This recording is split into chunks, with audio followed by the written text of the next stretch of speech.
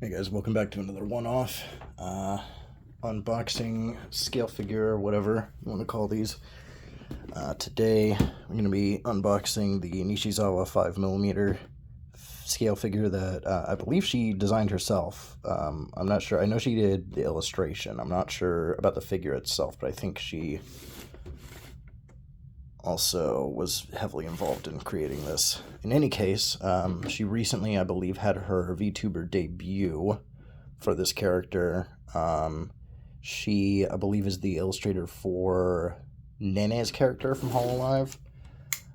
So like Ui, she's another independent artist VTuber that did well, now a VTuber. She wasn't until recently, but designed VTuber character for Hololive. See if we can get this box open. I'd had my eye on this figure for a while, but I was kind of on the fence about getting it. I really like the way that she's coming out of the screen. It's got a really neat design. But when this first came up for pre-order, when I saw it, I believe she hadn't actually debuted the VTuber model of this character.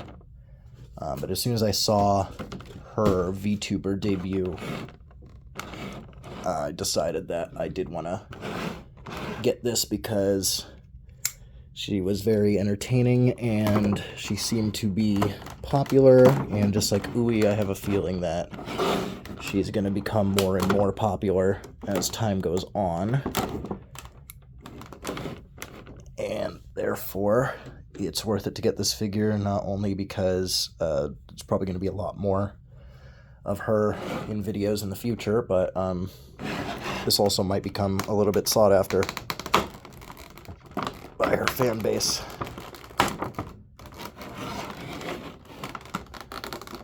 And I just like it. So that was enough for me to want to get it.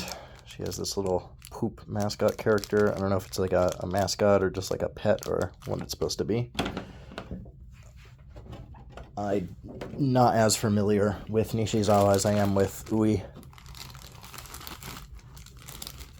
but I am planning on watching her stuff in the future. I'm not sure if she's done any other videos recently that I haven't seen yet, though. I have to check. Looks like this one I'm going to have to cut out of the plastic. So, I think the way this figure is, she actually comes apart in the middle. Yeah, she comes apart in the middle. She goes through the screen.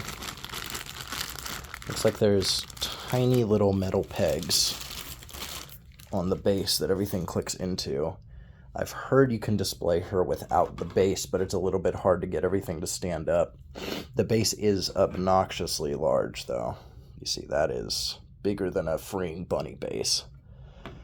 So I may attempt to display her without the base at some point, but for now, I'm just going to put her together. This looks like there's a little bit of a crack, actually, in the base where this peg is. There's a very slight crack. Yeah, you can see it right there. Nothing too major, especially because I probably will end up displaying her without a base. That probably is just because she comes kind of pre-assembled, so from her moving in the box, probably just caused that. Not a huge deal. It's in the back of the figure, and her foot's going to be over that anyways, so just figured I'd point it out since I noticed it. Looks like it's actually this foot that goes on it. So she slides in there. That foot goes on that peg. I believe that is supposed to be slightly back more, actually. So might have to do a little bit of bending. Actually, yeah, because she doesn't line up with the screen that well, it might be better to not use the base. Base may just be a mistake on this figure. This is, I believe, a newer company that made this. I forgot the name. Let's see, what was it? Solar Rain, I think? Or no, that was the last one. The last one I did was Solar Rain. This is not. Solar Rain is a well-known. This is says, I can't even read that. The website is Hakomusu. So I guess it's Hako, maybe Hako Iri is what it says. Hako Iri Musume. Yeah, I'll have to put some info in the description, but I did notice the new Goblin Slayer Season 2 figures are being made by this same company. So I'm kind of wondering how those will turn out. Oh yeah, this works better without the base. Don't use the base. Like instantly, this is better without the base. She balances really well on her own. And then this way you can get the screen to line up better in the way that she looks like she's coming through it. Oh yeah. Don't use the base. Much better without the base. Yeah, because I don't want to be able to see that the screen actually just has a hole in it. I want her to look like she's coming through it. That's the whole point of this illusion that they're going for here.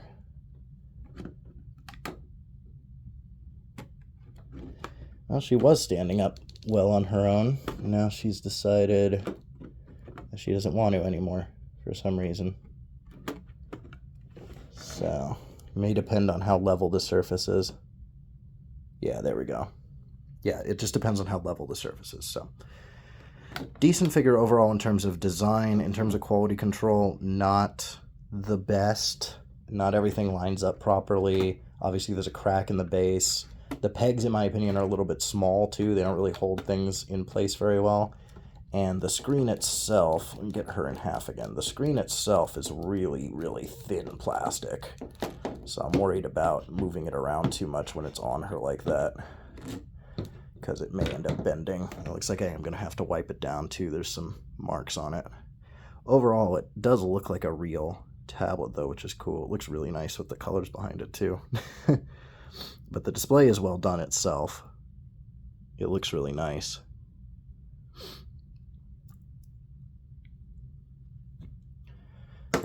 It does kind of balance on its own slightly, but not enough to support its own weight. It does have these small little...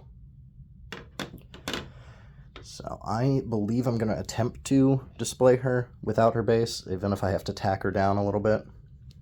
Let me also show her without the screen, because you can also just have her without the screen entirely if you don't like it, or if you don't want to deal with it. That's how she looks without it. Looks like her head might be removable too, although you don't need to actually display her. So yeah, it looks like she doesn't quite stay on her own without something. She wants to drop that way, so put her back on her base for now to close out the video, and I'll get her little mascot guy out. But I think for my display, I'm going to attempt to do it without the base, just because the base is obnoxiously large. One thing that I've been able to make work with these, though, is that they're so large and plain and flat that sometimes you can just put other figures on top of them and it doesn't look so bad.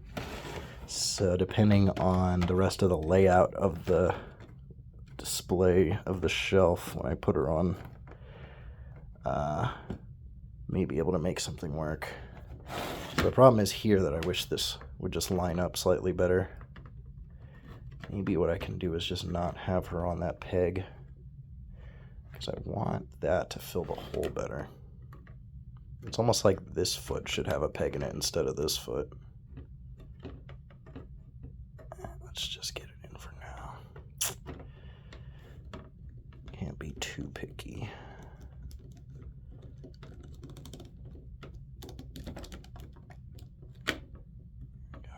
All right. That's her together. Still looks pretty good on the base itself, especially if you get the angle right. It still looks like she's coming through the screen.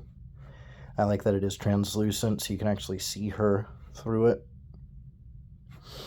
Nice figure overall. Could be slightly better, but paint job seems good. Quality seems good. Just the base and little the way things line up is the only issue. Gives me high hopes for the Goblin Slayer Season 2 figures. And here's her little poop-shaped friend. There we go. That's it for this unboxing.